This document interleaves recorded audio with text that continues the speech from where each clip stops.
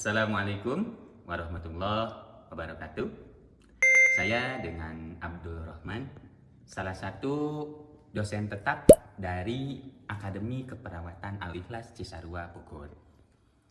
Latar belakang saya secara akademisi yaitu S1 Ekonomi dari salah satu perguruan tinggi yang ada di wilayah Bogor, yaitu Sekolah Tinggi Ilmu Ekonomi Triguna Bogor. Kemudian melanjutkan pendidikan S2 dengan mengambil jurusan administrasi rumah sakit di Universitas Respati Indonesia, Jakarta. Di Akademi Keperawatan Al-Ikhlas, saya mengampu salah satu mata kuliah yaitu kewirausahaan, di mana kewirausahaan ini merupakan salah satu mata kuliah wajib bagi mahasiswa dan mahasiswi Akademi Keperawatan Al-Ikhlas yang ditempatkan pada semester 6.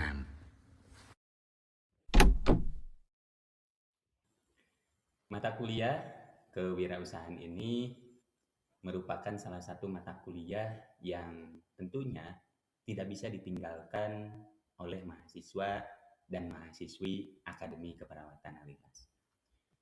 Dengan prinsip ikhtiar tanpa lelah, tawakal tanpa batas. Mata kuliah kewirausahaan ini memiliki kode yaitu 6 MKDU 06. 6 ini adalah salah satu kode yang bisa kita lihat berarti dia berada pada semester ke-6. Mata kuliah kewirausahaan ini terdiri dari 3 CPL atau capaian pembelajaran lulusan, yaitu CPL 01, CPL 05, dan CPL 08. Kemudian mata kuliah ini juga dipetakan ke dalam 6 CPMK, dan 6 CPMK ini dipetakan kembali menjadi 12 sub CPMK. 3 CPL yang tadi, CPL 1 yaitu mampu menunjukkan sikap bertakwa kepada Tuhan Yang Maha Esa dan bangga sebagai bangsa Indonesia yang menjunjung nilai kemanusiaan, etika, hukum, moral, dan budaya dalam memberikan asuhan keperawatan. Itu untuk CPL 1-nya. Kemudian mata kuliah kewirausahaan juga ini terbebani oleh CPL 05, yaitu mampu memberikan asuhan keperawatan pada individu, keluarga, kelompok, dan masyarakat dengan mengutamakan keselamatan klien dan mutu pelayanan berdasarkan perkembangan ilmu dan teknologi. Yang terakhir, mata kuliah kewirausahaan ini dibebankan oleh CPL 08, yaitu mampu meningkatkan keahlian dalam bidang keperawatan melalui pembelajaran sepanjang hayat.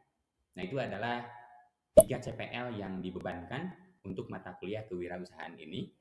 Kemudian mata kuliah kewirausahaan ini juga disusun dari 6 CPMK, yaitu yang pertama, mahasiswa mampu memahami konsep, karakteristik, dan sikap kewirausahaan sebagai landasan dalam membangun jiwa entrepreneur. Yang kedua, mahasiswa mampu mengidentifikasi dan menganalisis peluang usaha serta mengembangkan kreativitas dan inovasi dalam menciptakan usaha yang bernilai. Yang ketiga, mahasiswa mampu menerapkan strategi penjualan kepada konsumen korporasi serta mengelola keuangan pribadi dan keuangan usaha secara efektif. Yang keempat, mahasiswa mampu menerapkan konsep dasar pengelolaan usaha yang meliputi aspek produksi, aspek kualitas produk, dan strategi pemasaran.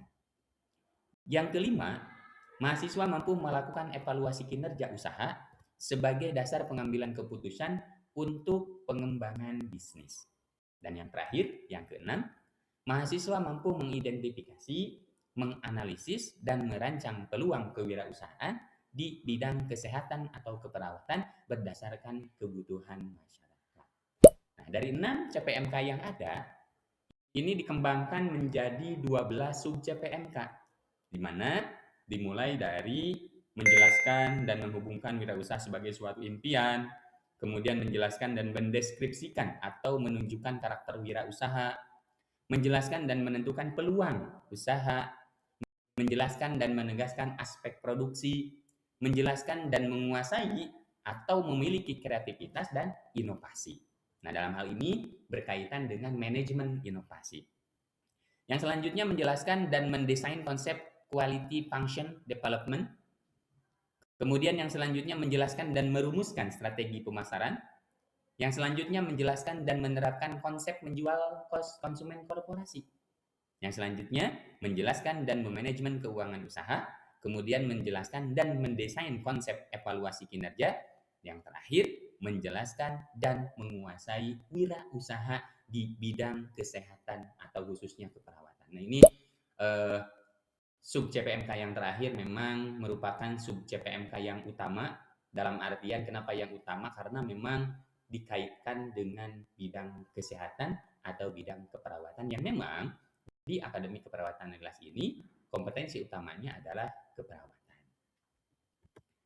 Yang selanjutnya, di dalam mata kuliah kewirausahaan ini memiliki deskripsi mata kuliah, yaitu mata kuliah ini membahas tentang konsep kewirausahaan yang meliputi konsep dasar kewirausahaan, alternatif usaha, karakteristik pribadi seorang pemimpin bidang kewirausahaan, ide atau bentuk usaha di bidang keperawatan, isu peluang usaha di bidang keperawatan, perencanaan, promosi, pemasaran di bidang usaha keperawatan, teknis mempraktekkan rencana usaha di bidang keperawatan. Dalam hal ini juga dibahas terkait dengan home care.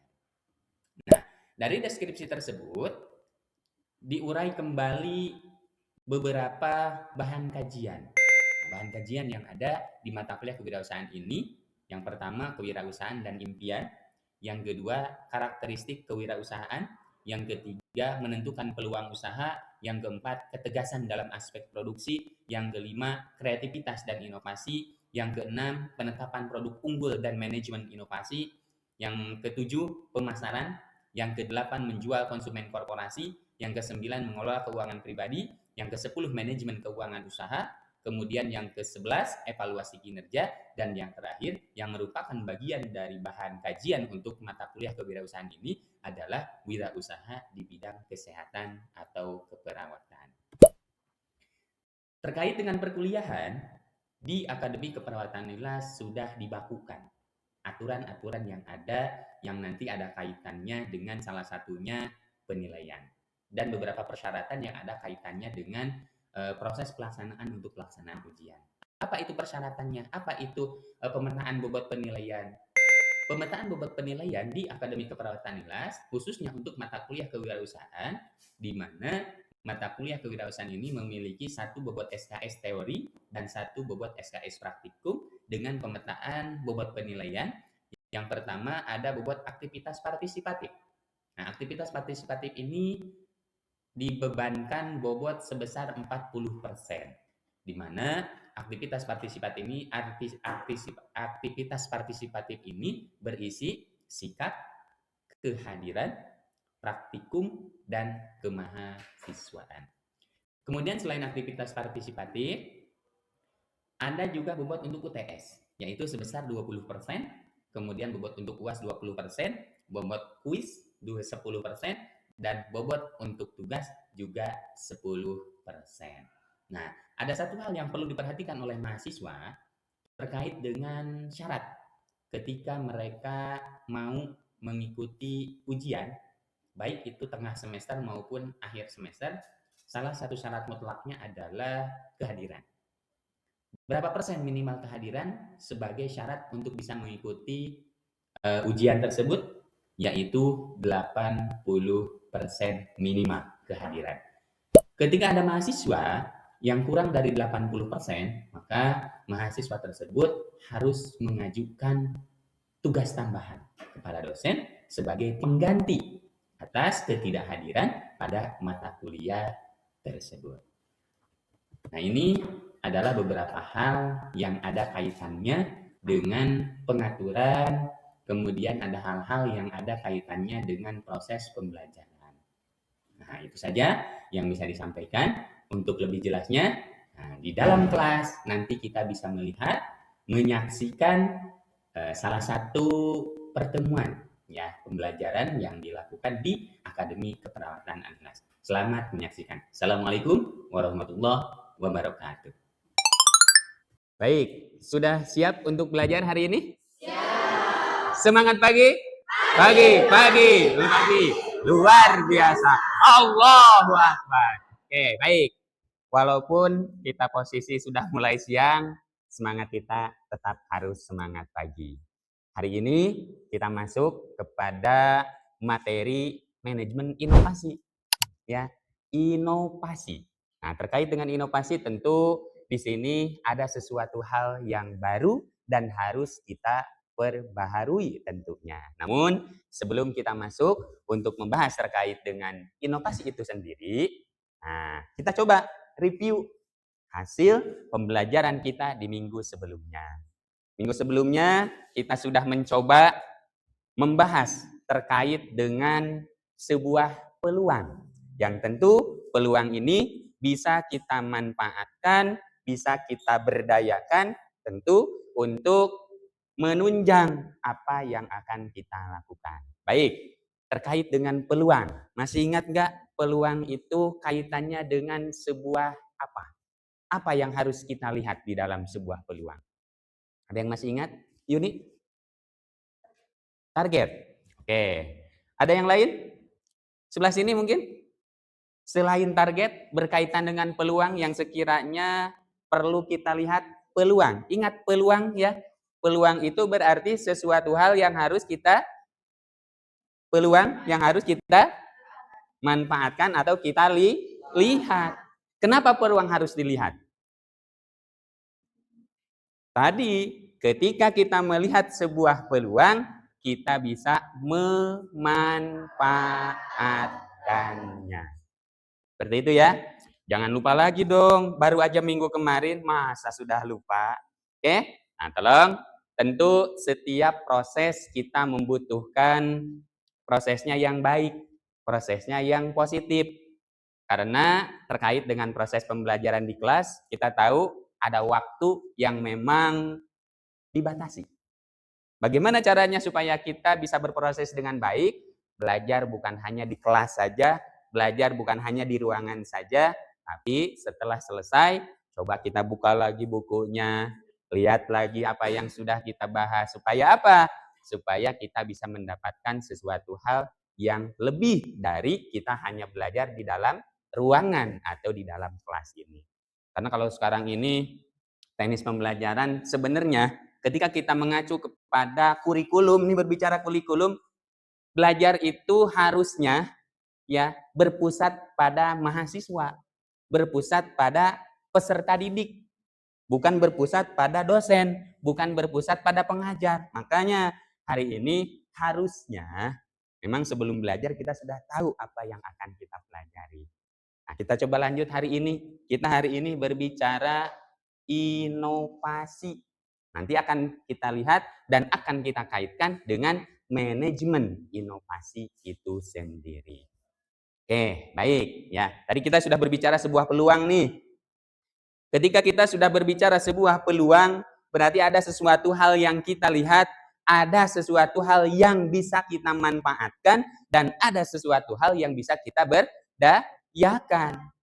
Bagaimana caranya kita memanfaatkan peluang dengan baik? Ya tentu supaya dilihat oleh konsumen, supaya bisa dilihat oleh pasar, kita harus melakukan yang namanya inovasi. Ketika inovasi sudah ada, lakukan manajemennya. Manajemen itu berarti pengaturan. Oke, sekarang kita berbicara inovasi. Bel, kalau menurut Bella, inovasi itu apa? Ide baru secara berarti ketika berbicara ide baru, di situ ada sesuatu hal yang baru. Ya, berarti ketika berbicara ada sesuatu hal yang baru, kita berbicara sebuah berbicara sebuah perubahan. Contoh, misal kita berbicara tadi bisnis. Salah satu bisnis yang ada di bidang keperawatan mungkin salah satunya adalah home care. Anggap saja salah satunya adalah perawatan luka misal. Ketika kita berbicara perawatan luka, secara umum ya perawatan luka teknisnya ada. Mungkin di dalam perkuliahan juga sudah dipelajari kan. Nah, kita coba cari inovasinya. Buat sebuah perubahan, tapi tentu perubahan di sini adalah perubahan yang bermanfaat dan bisa mendatangkan konsumen tentunya. Oke. Selanjutnya ketika kita berbicara tadi sebuah inovasi itu berarti adanya sebuah penemuan baru atau adanya sebuah perubahan. Nah, ketika kita berbicara sebuah penemuan baru, perubahan, walaupun secara prinsip yang namanya perubahan, yang namanya suatu hal yang baru butuh adaptasi. Nah, kita yang harus mengadaptasikannya. Supaya apa? Supaya konsumen, supaya pasar bisa bisa dibilang mungkin menerima apa yang kita berikan tentunya. Nah, ketika berbicara inovasi, sesuatu hal yang baru, tadi sudah disebutkan, ketika kita sudah mempunyai sebuah inovasi, kita membutuhkan yang namanya manajemen. Nah, kira-kira apa yang harus kita lakukan? Kita sudah menemukan nih ide barunya, penemuan barunya sudah ada, perubahannya sudah kita bayangkan, sudah kita konsepkan. Nah, sekarang kita berbicara manajemen. Berarti manajemen itu kaitannya dengan apa? Tadi pengaturan. Ketika berbicara pengaturan sebuah inovasi, apa yang kita lakukan? Kira-kira ada? Yang kita lakukan apa? Idenya dibagaimanakan? Dikelola. Terus? Apalagi? Idenya dikelola. Kan kita menemukan sesuatu hal yang baru, kita kelola. Nah, terus kira-kira manajemen inovasi ini seperti apa? Ada? Sudah ada yang baca belum? Lupa? Jangan-jangan malam tidak buku-buku tidak buka-buka ya. Oke, baik. Berbicara sebuah manajemen inovasi. Manajemen inovasi itu adalah sebuah pengelolaan inovasi dalam organisasi untuk mencapai di sini nih, keunggulan kompetitif yang bersifat berkelanjutan.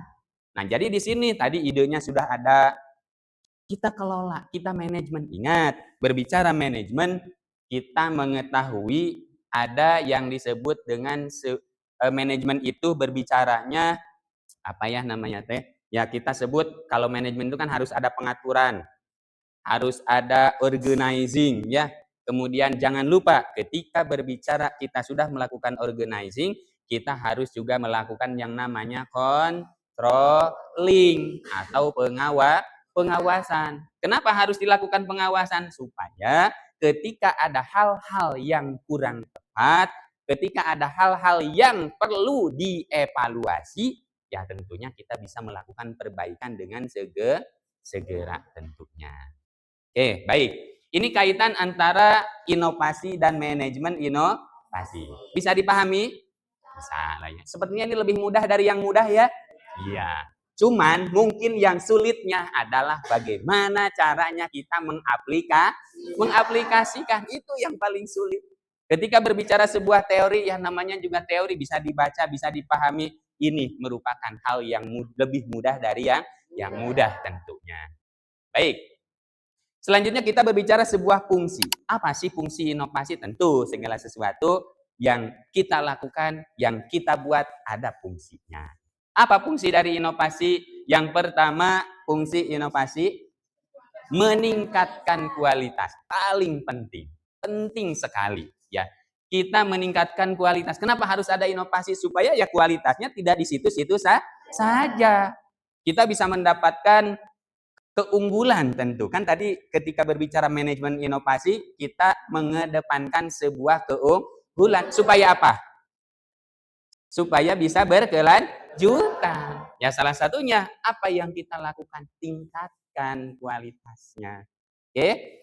Kemudian yang selanjutnya kira-kira fungsi inovasi apa? Meningkatkan produktivitas. Produktivitas berarti kaitannya dengan hasil tentunya ya, produktivitas. Yang asalnya nih Tanpa adanya inovasi, misal dalam sehari kita hanya bisa melayani pasien 10 pasien, tapi dengan adanya inovasi mungkin saja dari 10 bisa menjadi 100 mungkin. Atau ya jangan terlalu muluk-muluk lah 100, dari 10 jadi 20 kan berlipat. 100% berarti perkembangannya. Nah, ini kaitannya dengan peningkatan sebuah produktivitas. Dan yang terakhir, yang tidak kalah pentingnya, tujuan atau fungsi daripada inovasi ini sendiri adalah untuk kepuasan pelanggan. Kenapa yang paling terakhir ini merupakan sesuatu hal yang penting? Kenapa kira-kira? Kepuasan pelanggan nih. Inovasi ini salah satunya adalah untuk kepuasan pelanggan. Kenapa seperti itu? Berarti tandanya kalau kembali lagi ke kita, konsumen merasa puas. Jadi, 2 indikator konsumen merasa puas. Masih ingat nggak yuk ke? 2 indikator konsumen puas itu apa? Yang pertama tadi udah disebutkan sama Angga, balik lagi ke kita. Satu lagi apa? Yuk, masih ingat nggak? Yuk, masih lupa? Ya? Merekomendasikan ke orang lain. Itu adalah salah satu ciri daripada konsumen merasa puas. Nah, ini bagaimana caranya konsumen puas? Salah satunya kita lakukan sebuah inovasi. Oke ya, sekali lagi, fungsi inovasi 3 hal penting harus kita dapatkan dengan inovasi ini. Yang pertama, meningkatkan kualitas. Yang kedua, meningkatkan produktivitas. Dan yang paling penting, tentunya di sini kita akan meningkatkan kepuasan pelanggan atau konsumen. Secara prinsip, kualitas oke, kita tingkatkan. Kemudian produktivitas lebih banyak.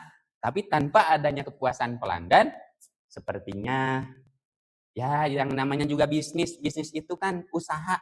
Usaha itu butuh yang namanya pelanggan. Usaha itu butuh yang namanya konsumen.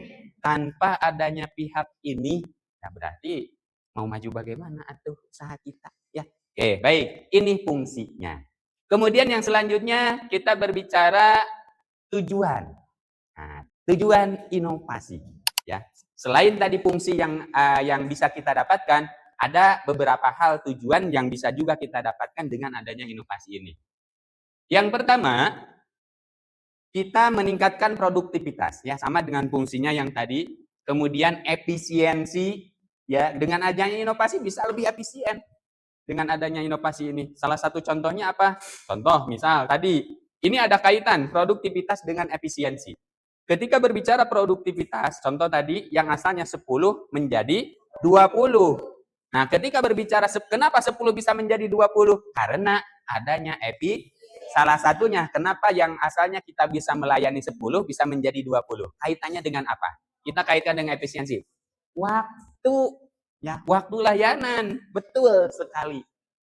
Lebih efisien pelayanan, tapi tentunya kualitasnya lebih baik. Nah, ini salah satu tujuan daripada adanya inovasi. Kemudian yang selanjutnya kualitas juga ditingkatkan. Dan yang terakhir tentu kepuasan pelanggan menjadi tujuan yang utama tentunya di dalam proses inovasi ini. Oke, baik.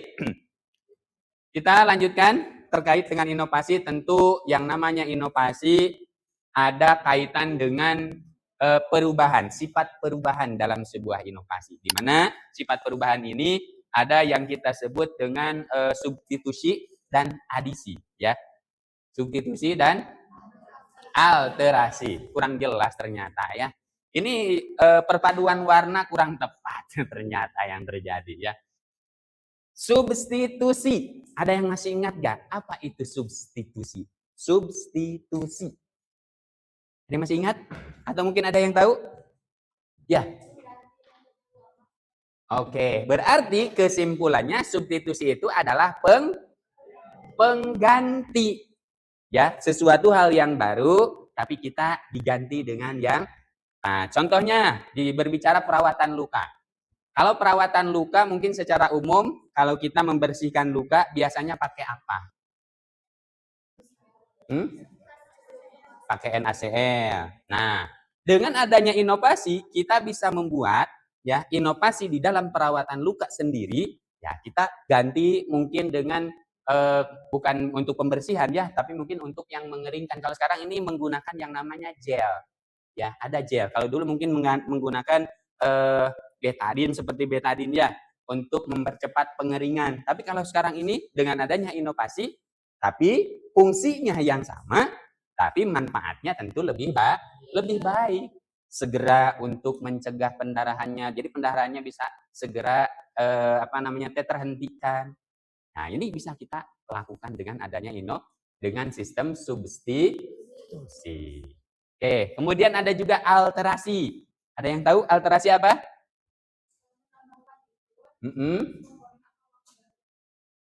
Oke. Oke, berarti alterasi ini bukan berkaitan dengan sebuah produk, tapi lebih terkaitnya dengan manfaatnya. Jadi perubahan terkait dengan manfaatnya dari sebuah produk tersebut. Baik, yang selanjutnya sifat perubahan juga ada adisi dan restrukturisasi. Sudah jelas kalau restruktur berarti kita mengembalikan pada struktur yang restrukturisasi. Berarti ada perubahan terkait dengan strukturnya. Ya, bisa kita bilang mungkin bendanya, produknya kita rubah sedemikian rupa. Baik. Kemudian ada juga eliminasi dan penguatan. Kalau eliminasi udah jelas. Eliminasi berarti menghilangkan, ya. Kita hilangkan yang sekiranya tidak bermanfaat, kita ganti dengan suatu hal yang lebih bermanfaat. Itu bagian daripada inovasi. Baik, selanjutnya ketika kita berbicara sebuah inovasi. Nah, inovasi kaitannya dengan apa kalau inovasi? Bagaimana caranya kita mendapatkan sebuah inovasi? Ini ada kaitannya dengan satu hal di sini. Ada yang tahu? Bagaimana caranya kita mendapatkan inovasi? Harus bisa berpikir secara kreatif. Ya kan? Tanpa adanya kita berpikir kreatif, mau inovasi bagaimana? Ide munculnya dari mana? Pikiran yang kreatif. Berarti dapat disimpulkan bahwa inovasi akan terjadi dari yang memang suka berpikir secara kreatif. Jadi supaya bisa lebih maksimal inovasinya, berarti berpikirnya harus lebih kreatif. Bagaimana kita berpikir secara kreatif? Nah, di sini berpikir kreatif adalah proses mental yang menghasilkan ide, ya, ide orisinal dan dapat dilatih tentunya. Ya, nah jadi terkait dengan berpikir ini kita cari aja dulu idenya. Yang pasti, yang penting ide-ide yang muncul, ide-ide yang keluar kita olah sedemikian rupa supaya bisa menghasilkan sebuah inovasi yang baik tentunya. Oke, baik. Sampai di sini kira-kira bisa dipahami pertemuan kita hari ini? Bisa? Mungkin ada yang mau didiskusikan sebelum kita tutup? Ada yang mau didiskusikan? Tidak ada? Kalau memang sekiranya tidak ada yang mau didiskusikan, untuk pertemuan materi hari ini kita cukupkan sampai di sini. Namun sebelum kita akhiri, untuk bagian daripada evaluasi, tentu segala sesuatu juga kan harus dilihat. Sebelumnya bagaimana, sesudahnya seperti apa, ya tentu kita akan melakukan post-test terlebih dahulu. Ya, nah untuk post-test sudah Bapak sediakan, sudah Bapak siapkan melalui platform e-learning yang kita punya. Kita menggunakan Edlink, ya. Jadi untuk soalnya hanya 10 saja dalam waktu 10 menit. Jadi tolong nanti untuk dikerjakan ya soalnya dengan sebaik-baiknya. Harapannya dengan adanya evaluasi atau post-test ini bisa melihat penyerapan, pemahaman dan yang bisa diterima oleh mahasiswa dan mahasiswi. Silakan sekali lagi untuk dikerjakan, bisa nanti setelah selesai penutupan boleh untuk dikerjakan. Namun jangan lupa waktunya hanya 10 menit. Baik, mungkin itu saja yang bisa disampaikan hari ini. Alhamdulillah, mudah-mudahan apa yang sudah disampaikan bisa bermanfaat dan menambah wawasan untuk kita semua. Itu saja yang bisa disampaikan. Terima kasih atas segala perhatiannya. Mohon maaf atas segala kekurangannya. Assalamualaikum warahmatullahi wabarakatuh. Waalaikumsalam warahmatullahi wabarakatuh. Terima kasih.